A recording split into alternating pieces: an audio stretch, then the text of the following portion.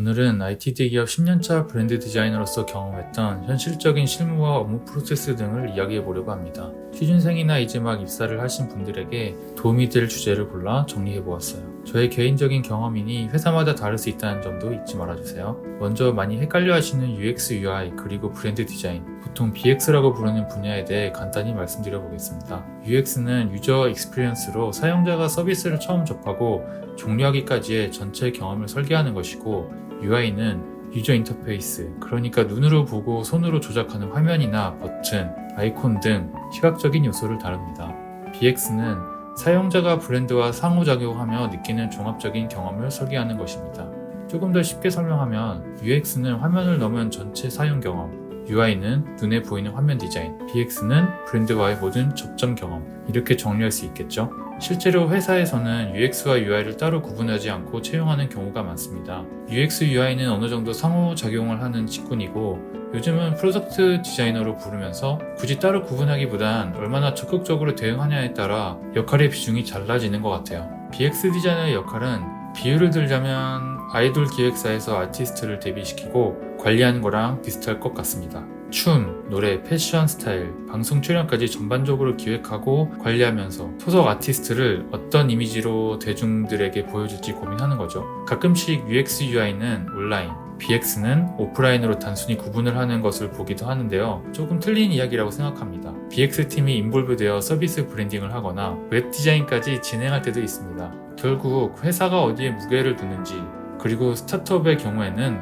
성장 단계에 따라 직군의 중요도가 달라집니다. 일례로 누구나 알만한 대기업에 있었던 일인데, 브랜드 디자인이 가장 중요했었다가 회사가 앱 서비스에 집중하겠다며 모든 BX 디자이너들을 UX, UI 팀에 배치시킨 적도 있었고요. 그리고 또 시간이 흘러서 BX팀이 다시 부활하는 사례도 있었어요. 지금까지 제가 경험한 IT 업계는 아무래도 UX, UI 디자이너의 숫자가 BX 디자이너의 숫자보다 많았습니다. 그리고 UX, UI와 BX가 마주칠 일이 없을 정도로 완전히 분리된 회사가 있는 반면에 경계 없이 서로 의견을 묻고 아이디어를 주고받으며 교류하는 회사도 있습니다. 크게 보면 같은 디자이너이지만 다른 관점에서 디테일을 챙기고 고민하는 게 신기하고 재밌었던 경험도 있었습니다. 두 번째는 사용하는 툴에 대해서 이야기해 보려고 합니다. 디자이너라면 다들 공감하실 텐데 IT 업계에서는 피그마가 거의 표준 툴이 된 것 같아요. 협업하기에 정말 가볍고 효율적이라 스케치 XD를 제치고 완전히 자리를 잡았죠. UX, UI 디자이너는 주로 피그마를 메인으로 쓰고 제플린 로티나 애프터 이펙터 같은 툴을 다루기도 합니다. BX 디자이너는 브랜드 경험 전반을 고민하다 보니 다루는 툴의 폭이 조금 넓습니다. 피그마, 일러스트레이터, 포토샵, 인디자인 등등 다양한 툴을 사용하죠. 다만 BX는 제작이 필요한 프로젝트가 많기 때문에 일러스트, 포토샵 등을 더 사용하고 있는 것 같습니다. 많은 취준생 분들이 툴을 완벽하게 쓸 줄 알아야 한다고 생각하는데, 사실 더 중요한 건 좋은 아이디어를 얼마나 설득력 있게 구현하느냐일 것입니다. 툴은 기본기만 갖추어도 충분하고 그 이상은 아이디어와 협업 능력이 프로젝트의 완성도를 결정짓는 것 같습니다.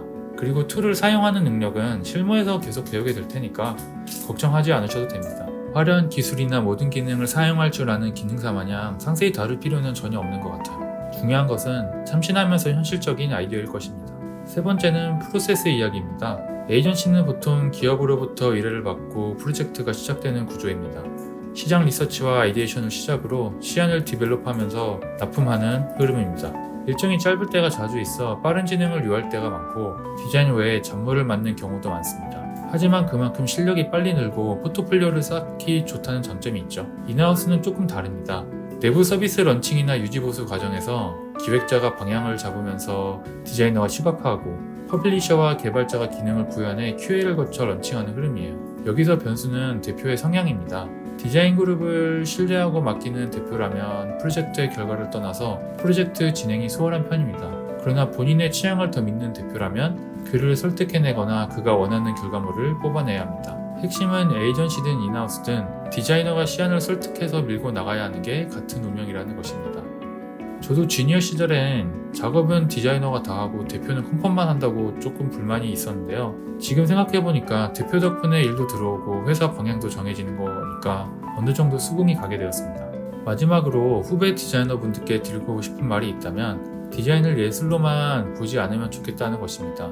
저도 그랬었지만 회사에서 막 입사한 주니어들에게 예술가의 혼이 듬뿍 담겨있는 경우를 종종 보곤 물론 예술적인 감각도 중요하지만 회사 안에서 디자인은 마케팅과 비즈니스의 일부라고 생각해요.